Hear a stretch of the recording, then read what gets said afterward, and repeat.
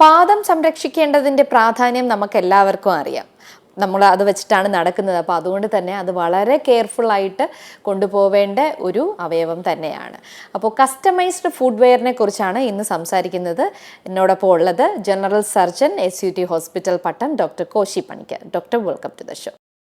Doctor, ഈ customised footwear എന്താണ്? എന്തൊക്കെ കാര്യങ്ങളാണ് നമ്മൾ അതിൽ ശ്രദ്ധിക്കാനുള്ളത്? ഏതൊക്കെ തരത്തിലുള്ള ഫുഡ്വെയർസ് ആയിരിക്കും അത് നമുക്ക് വാങ്ങാനും നമുക്ക് ഇടാനും കിട്ടുന്നത്?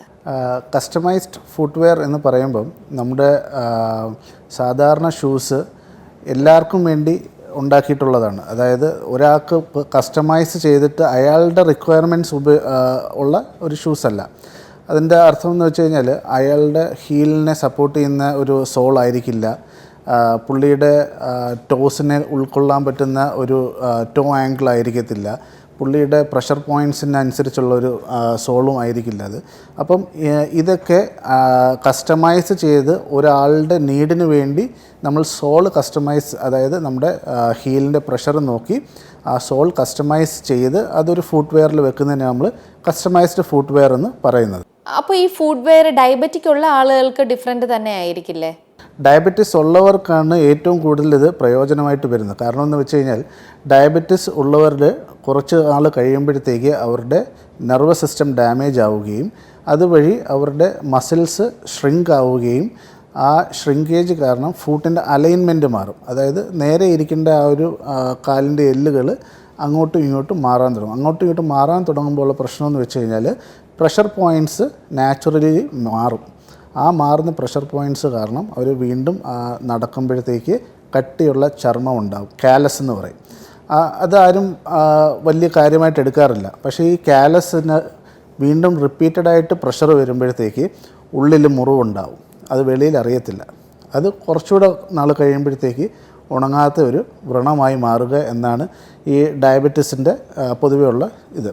അപ്പോൾ അവർക്ക് ഈ ഒരു ഡയബറ്റീസ് തുടങ്ങിക്കഴിഞ്ഞ് ഒരു 4-5 വർഷം കഴിയുമ്പോഴത്തേക്ക് ഫുഡ് എക്സാമിനേഷൻ ചെയ്യേണ്ടതായിട്ടുണ്ട്. ഒരു പോഡിയാട്രിസ്റ്റിൻ്റെ അടുത്ത് പോയി അവിടുന്ന് ഈ ഒരു ഫുഡ് സ്കാൻ ചെയ്ത് പ്രഷർ പോയിൻറ്റ്സ് നോക്കി അതിന് തക്കകൊണ്ടുള്ള ഒരു കസ്റ്റമൈസ്ഡ് ഫുട്വെയർ ഉണ്ടാക്കിയിടുന്നതാണ് ഏറ്റവും നല്ലത്.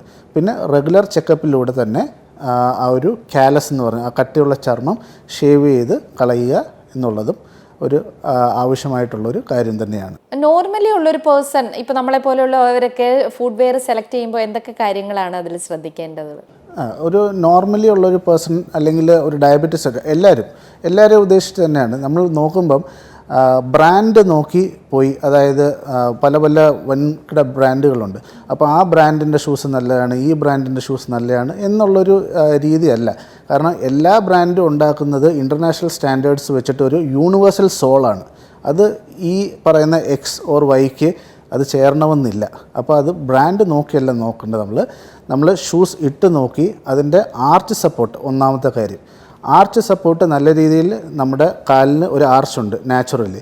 ആ ആർച്ചിനെ സപ്പോർട്ട് ചെയ്യുന്ന ഒരു ഫുട്വെയർ ആയിരിക്കണം. അതുവഴി ആ ഫുട്വെയറിൻ്റെ ആർച്ച് കറക്റ്റ് അല്ല എന്നുണ്ടെങ്കിൽ നമ്മുടെ വിരലുകളിലേക്കും ഉപ്പൂറ്റിയിലേക്കും വേദന വരാനുള്ള സാധ്യതയുണ്ട്. രണ്ടാമത്തത് കുഷനിങ് എന്ന് പറയുമ്പം അകത്തെ സോളിൻ്റെ പതപതപ്പല്ല, നമ്മുടെ ഓരോ നടത്തത്തിലും അല്ലെങ്കിൽ ഓട്ടത്തിലും ആ കാല് വന്ന് ഷോക്ക്, അവിടെ ഉണ്ടാകുന്ന ആ ഷോക്ക് അബ്സോർബ് ചെയ്യാൻ പറ്റുന്ന ഒരു കുഷനായിരിക്കണം. അത് കറക്റ്റല്ല എന്നുണ്ടെന്നുണ്ടെങ്കിൽ ഈ ഉപ്പൂറ്റിയിലെ വേദന മുട്ടിലേക്കും അത് പിന്നെ വേദനയും കൂടെ ആവും. മൂന്നാമത്തെ കാര്യമാണ് സ്റ്റെബിലിറ്റി എന്ന് ഉദ്ദേശിക്കുന്നത് ഈ ടോ ബോക്സ്, അതായത് അറ്റം കൂർത്തിരിക്കുന്ന ഷൂസ് മാറ്റിയിട്ട് വൈഡായിട്ടുള്ള, അതായത് വിരലുകൾ നല്ല രീതിയിൽ റെസ്റ്റ് എടുക്കാൻ പറ്റുന്ന ഷൂസ് ആയിരിക്കണം. പ്രത്യേകിച്ച് ഈ ഡയബറ്റീസ് ഉള്ളവർ. പിന്നെ ഈ ഇടയ്ക്കിടയ്ക്ക് കുഴിനകം വരുന്ന ആൾക്കാരും ഈ വൈഡ് ആംഗിളായിട്ടുള്ള ഈ നാരോ ആംഗിളായിട്ടുള്ള ഷൂസ് ഉപയോഗിക്കാൻ പാടില്ല, വൈഡ് ടോ ബോക്സ്. പിന്നെ ഇതിൻ്റെ സോളിൽ ഈ വരുന്ന ഷോക്കെല്ലാം അബ്സോർബ് ചെയ്യാൻ പറ്റുന്ന ഒരു നല്ലൊരു സോളായിരിക്കണം ഈ ഒരു ഷൂസിലുണ്ടാവേണ്ടത്. അതുപോലെ നമ്മളിപ്പോൾ സോളിൻ്റെ കാര്യം പറഞ്ഞല്ലോ സാർ. അപ്പോൾ നമ്മൾ ഈ ലേഡീസൊക്കെ യൂസ് ചെയ്യുന്ന ഹീൽ ടൈപ്സ്, അതായത് പോയിൻറ്റഡ് ഹീൽസ് ഉണ്ട്, അല്ലെങ്കിൽ ഫ്ലാറ്റനായിട്ടുള്ള ചെരുപ്പുകളുണ്ട്. അപ്പോൾ ഇതിൽ ഈ ഹീൽസ് ടൈപ്പ് ആയിട്ടുള്ളത് യൂസ് ചെയ്യുമ്പോൾ നമുക്ക് എന്തൊക്കെ കാര്യങ്ങളാണ്, എന്തൊക്കെ പ്രശ്നങ്ങളായിരിക്കും വരാൻ സാധ്യതയുള്ളത്? അത് യൂസ് ചെയ്യുന്നത് കൊണ്ട് നല്ലതാണോ? അത് യൂസ് ചെയ്യുന്നത് നല്ലതാണെന്ന് പറയാൻ പറ്റില്ല. കാരണം എന്ന് വെച്ച് കഴിഞ്ഞാൽ നമുക്ക് നാച്ചുറലി ഉണ്ടായിരിക്കുന്ന ആ ഒരു ഫൂട്ടിൻ്റെ ആംഗിളുണ്ട്.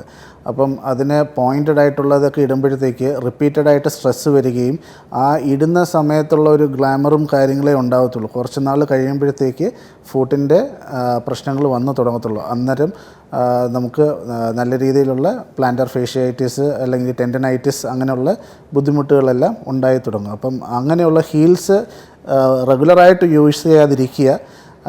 ഈ ഫ്ലാറ്റ് ഫൂട്ട് ഉള്ളവരും അല്ലെങ്കിൽ ബാക്കി എന്തായാലും ഒരു കസ്റ്റമൈസ്ഡ് അല്ലെങ്കിൽ ഈ ഞാൻ പറഞ്ഞ ആ ഒരു heel support, arch support, cushioning effect, പിന്നെ ഈ സോളും കൂടെ നോക്കി ഒരു നല്ല ഷൂസ് തിരഞ്ഞെടുക്കാൻ ശ്രമിക്കുക. എല്ലാ ബ്രാൻഡിലും ഇതെല്ലാം ഉണ്ട്, പക്ഷേ അതെല്ലാം യൂണിവേഴ്സൽ സോൾസ് ആയിരിക്കും. നിങ്ങളുടെ കസ്റ്റമൈസ് ചെയ്ത് നിങ്ങൾ ഉപയോഗിക്കുന്നതായിരിക്കും നിങ്ങൾക്ക് ഏറ്റവും ഉചിതമായിട്ടുള്ളത്. ഇപ്പോൾ ഫ്ലാറ്റ് ഫുട്ടുള്ള ആൾക്കാരുണ്ട്, അപ്പോൾ അവർക്ക് ആർക്ക് ഇഷ്യൂ ഉണ്ടായിരിക്കും, ആർക്ക് ഉണ്ടാവില്ല. അപ്പോൾ അവർക്കൊരു ചെരുപ്പ് സെലക്ട് ചെയ്യുമ്പോൾ എന്തൊക്കെ കാര്യങ്ങളാണ് ശ്രദ്ധിക്കേണ്ടത്? നമുക്ക് ഈ ഷൂസ് കസ്റ്റമൈസ് ചെയ്യുമ്പോൾ അല്ലെങ്കിൽ ഇപ്പോൾ ബ്രാൻഡഡ് ഷൂസിലേക്ക് പോകുമ്പോഴത്തേക്ക് ആർച്ച് നമ്മൾ മെക്കാനിക്കലി അതിനെ ആ സോളിനകത്ത് ഉണ്ടാക്കുന്നുണ്ട്. ഈ ഫ്ലാറ്റ് ഫൂട്ടിൻ്റെ പ്രശ്നം എന്ന് വെച്ച് കഴിഞ്ഞാൽ ഒരുപാട് നേരം നമ്മൾ നിന്ന് കഴിയുമ്പോൾ അല്ലെങ്കിൽ നടക്കുമ്പോഴത്തേക്ക് കാലിലേക്കുള്ള സ്ട്രെയിനിങ് കൂടുതലാണ്. കാരണം നാച്ചുറലി നമുക്ക് ആർച്ച് ഇല്ല.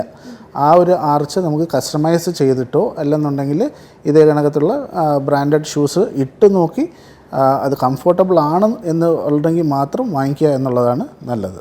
ഇപ്പോൾ ഡയബറ്റിക് ആയിട്ടുള്ള ആൾക്കാരുണ്ട്, അതുപോലെ ഫ്ലാറ്റ് ഫുട്ട് ആയിട്ടുള്ള ആൾക്കാരുണ്ട്. അങ്ങനെ പാദം പലവർക്കും ഡിഫറെൻ്റ് ആണ്. അപ്പോൾ ആ കാര്യങ്ങൾ കസ്റ്റമൈസ്ഡ് ഫുഡ് വെയർസ് എങ്ങനെയാണ് ശ്രദ്ധിക്കേണ്ടതെന്നും എന്തൊക്കെ കാര്യങ്ങളാണ് എന്നുള്ളതിനെക്കുറിച്ചുമായിരുന്നു ഡോക്ടർ കോശി പണിക്കർ നമ്മളോടൊപ്പം സംസാരിച്ചത്. ഇതിനെക്കുറിച്ച് എന്തെങ്കിലും ഡൗട്ടോ അല്ലെങ്കിൽ ക്ലാരിഫിക്കേഷൻസോ ഉണ്ടെങ്കിൽ മെസ്സേജ് അയക്കാവുന്നതാണ്. ഞാൻ റിപ്ലൈ ചെയ്യാം. Thank you.